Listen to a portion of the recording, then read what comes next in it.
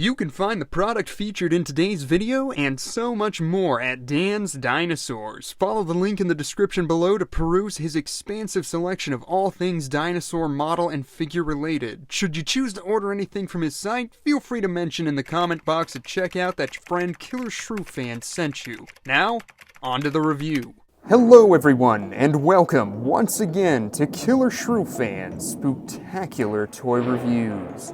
Here we are on Halloween night, truly the most spooktacular day of the year, and we need a truly spooktacular figure to celebrate it with. We've already looked at a rather monstrous model and touched on some oddities from the likes of Rebor. It seems all that we're missing now is a review of a nice, gross dinosaur carcass. And what better way to celebrate this spookiest of days than by taking a look at the mutilated corpse of a dinosaur. Surprisingly enough, this one does not come from Rebor, but rather Nanmu. I'm speaking, of course, of their limited edition Nutcracker soldier, Parasaurolophus Corpse. Released in spring of 2022, this figure stands as a unique tribute to the unused ideas of the lost world Jurassic Park. It's no secret that every movie receives its fair share of changes throughout its development, from the initial story to finished film. And any fan of the Jurassic franchise knows that it's no exception. There are dozens of deleted scenes and scrapped ideas that never made it to the silver screen from each film, many of which have never been restored or implemented in other ways,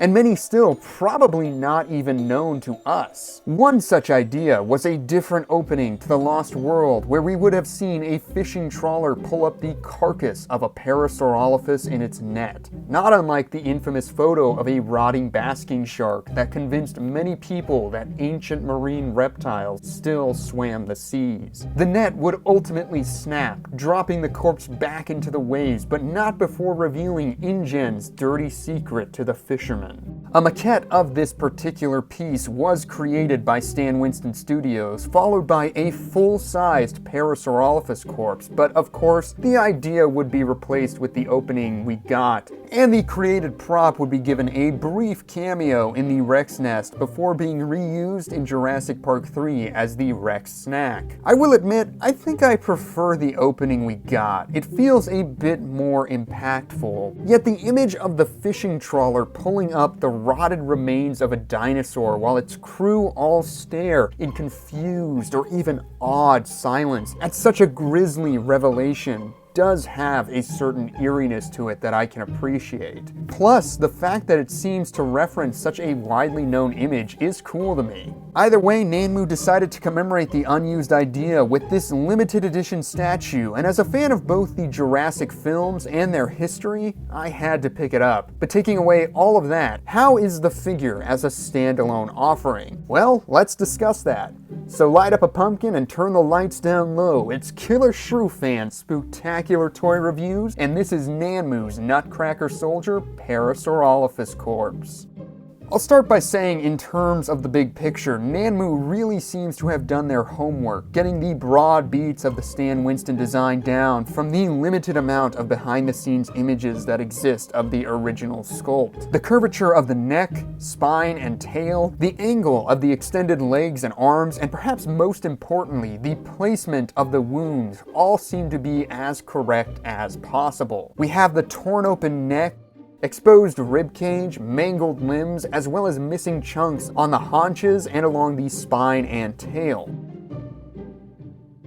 They even went so far as to sculpt the exposed teeth beneath the torn away cheeks, so I think it's safe to say that they paid a lot of attention when rendering the areas of trauma. Not to mention the detail of the flesh and underlying anatomy in these areas is phenomenal. In the cheek, there you can see the mastication muscles stretched between the upper and lower mandible. The windpipe is visible through the gore of the neck, and when it comes to the torso, I love all the creeping sinews of flesh that crisscross and stretch across the ribs. Meanwhile, if you steal a glance at the underbelly, you can spot the coiled, spilling mass of the small intestine amidst all the other bloody pulp. The chewed out sections along the spine reveal bloody vertebrae vertebrae, and you can even see the chevrons of the tail exposed in the torn out area past the hips. And finally, if you look at the broken limbs, you can see these shattered tips of bones peeking through the bloody flesh.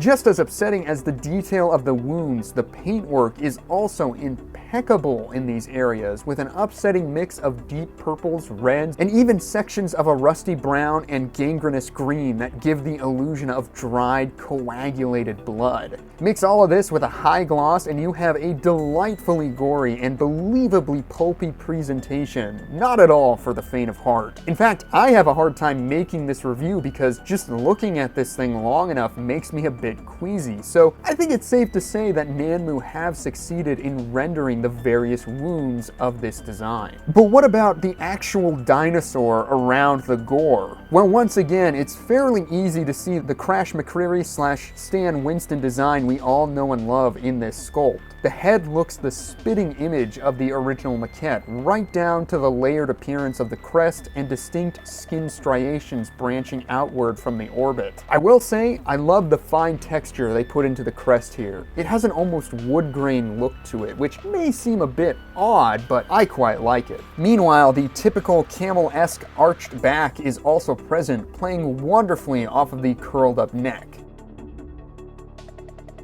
When it comes to the limbs, the ones that are still present anyway, the legs are quite long and robust when compared to the relatively short and lean arms. That isn't to say the arms aren't without apparent muscle tones, as you can see in the intact right arm there. In fact, I would say the muscle tones are more apparent on the arms than the legs, which, although larger, don't have apparent areas of flexing cords of muscle as we lead down to the foot, which has been finished with some plate scales along the toes and weathered theropod-esque toe claws. Perhaps the lack of muscle tones is a result of the relaxed state of the dangling limb, while the arm is held up in a jutting bout of what I assume to be rigor mortis. As far as the detail work goes, it's predominantly the leathery skin wrinkle texture with the interspersed raised scales sprinkled across the body. With such a harsh posture behind it, the movement of the skin and detail has a lot of good variety. You can see how it stretches tighter along the arched areas of the body and then bunches up and gathers in on itself with the sharp curve of the neck above the pectorals and around the limbs. So when it comes to the sculpt of this piece, the basic forms, detail, and gore are all quite well done. It might not be top shelf Nanmu, especially when it comes to their limited edition pieces, and we'll talk about why in a bit here, but for now, let's touch on the paint.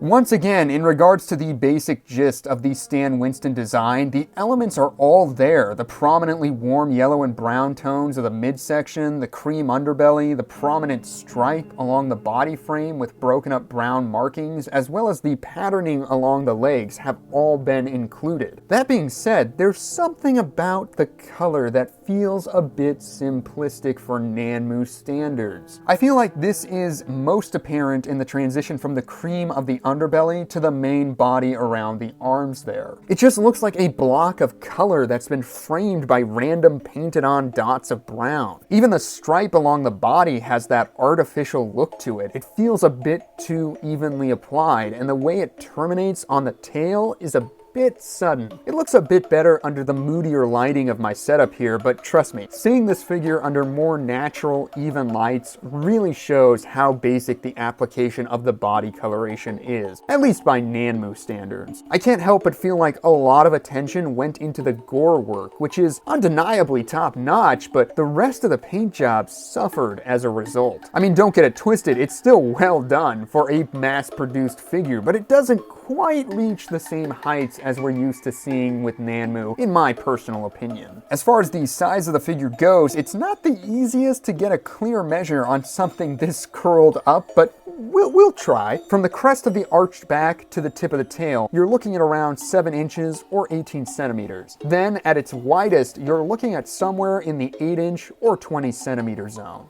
For size comparisons, I'll start by bringing in Nanmu's other resin reclining figure, that being the sick Triceratops. And this is kind of what I meant when I said that the para doesn't reach Nanmu's highest highs. The sick trike is a masterpiece in every sense of the word. The level of detail on that thing is just insane, and the paint job does a great job of highlighting all of that work. Seeing them side by side really showcases the simplicity of the para's sculpt and paint, at least in regards to the dinosaur aspect. The gore, like I said, is top notch though. Perhaps the less detailed sculpt is due to the para just having a less detailed design to begin with, but even so, the paint job could certainly stand to be a bit more involved. Now for the more important comparisons. I mean, it's probably no secret that anyone buying this piece intends to just use it alongside the killer theropods of the franchise. To that end, here it is next to Nanmu's Indominus Rex, which I actually reviewed as part of last year's Spooktacular Toy reviews, and the leaned over posture really plays off the corpse quite well. It makes it look like she's preparing to feed or defending her kill. Now all we need is a Scorpius Rex from Nanmu. That would be awesome.